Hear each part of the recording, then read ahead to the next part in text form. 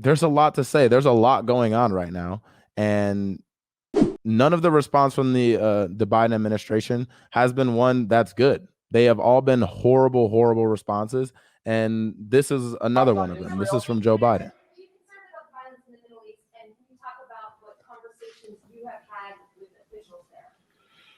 My national security staff and defense staff has been in constant contact with their counterparts in the Middle East, not just with the Israelis, but also with everyone from the Egyptians to the Saudis to the Emiratis, et cetera.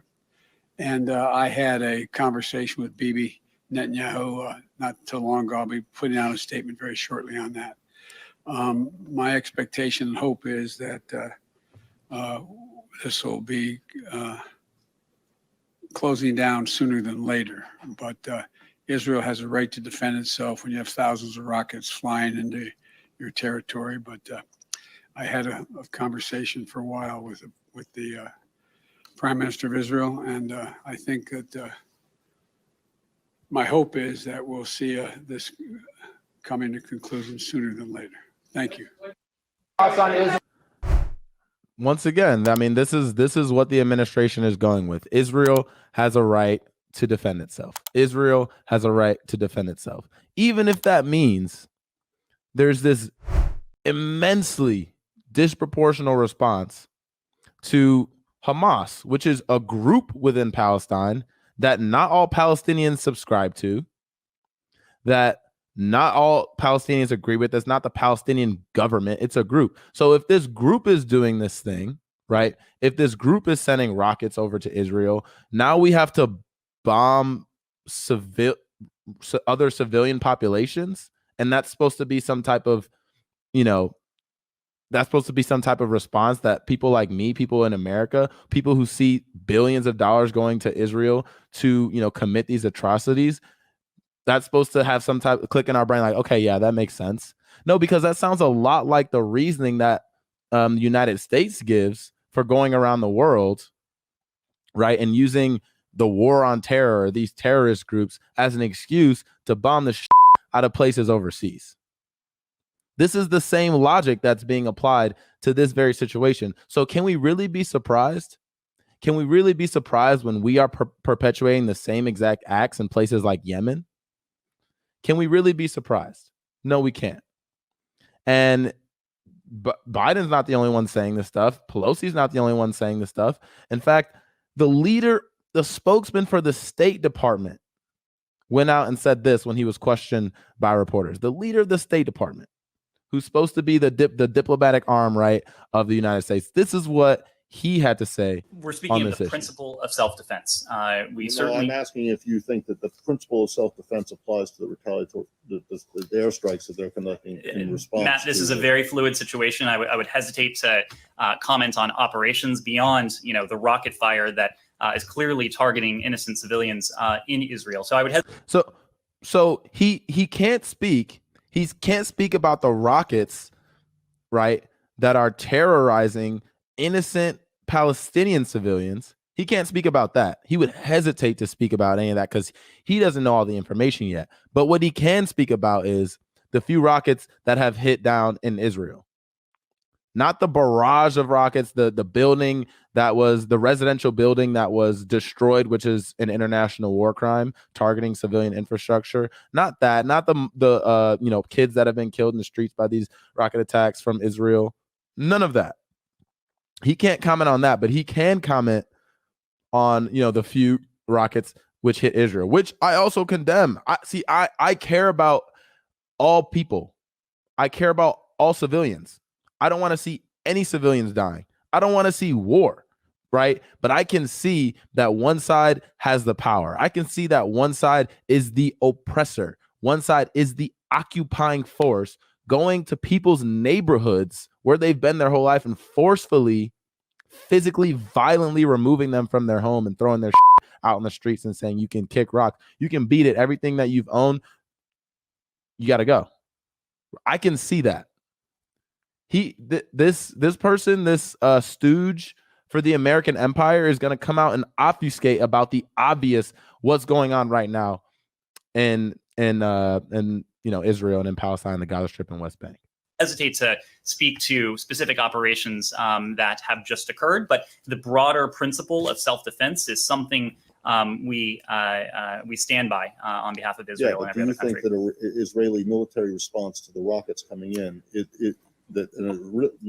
a military response to the rockets coming in is covered by this broader rubric of self-defense, right?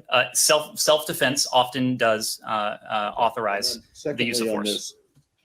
You see how he can't square the circle that, you know, his lens and framework is coming from, right? Because if you say they have a right to self-defense, then, you know, the Palestinian people have a right to self-defense. If they're being ethnically cleansed from a neighbor, they're being forcefully removed against international law, and they're being hit with barrage of rockets. They're being their kids are being killed in the streets, right? So they have a right to self-defense, right? Well, then he can't find his words, right? All of a sudden he's mumbling, he's sweating. He doesn't know what to say because he knows he's caught, and he's not used to actually getting a solid question from a United States reporter. So actually, good on these reporters for actually holding their feet to the fire here in the State Department. I want to ask you about East Jerusalem, but let's talk about what you said about the principle of self-defense. Does that in any way apply to the Palestinians? Do they have a right to self-defense? Do Palestinians have a right to self-defense?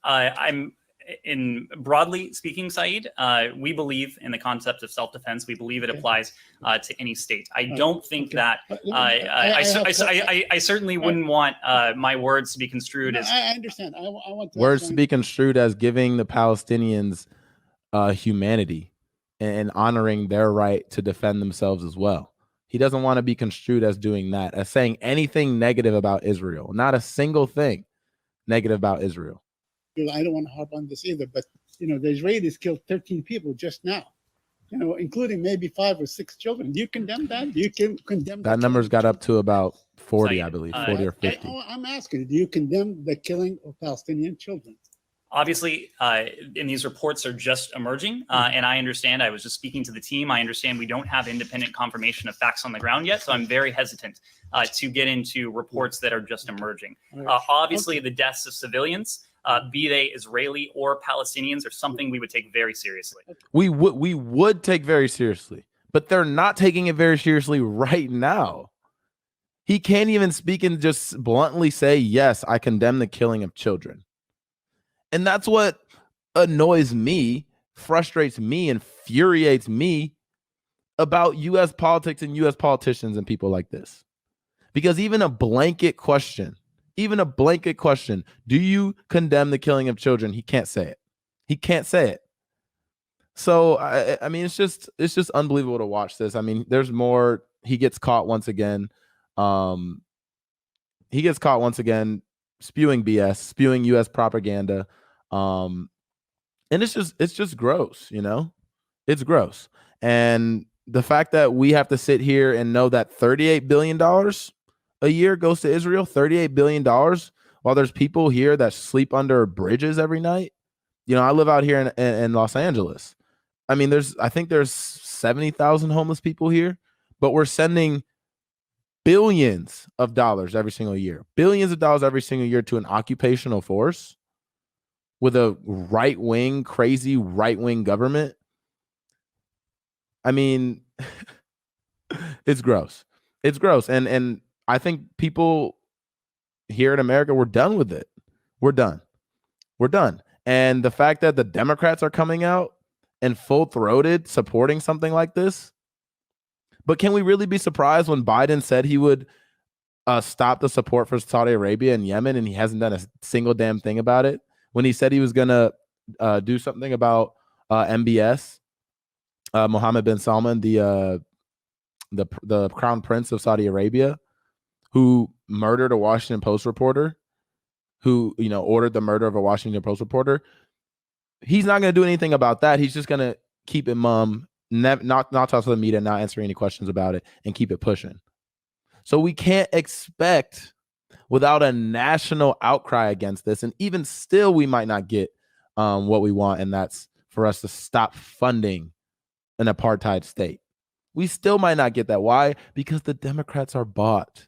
They are bought and paid for, just like Republicans.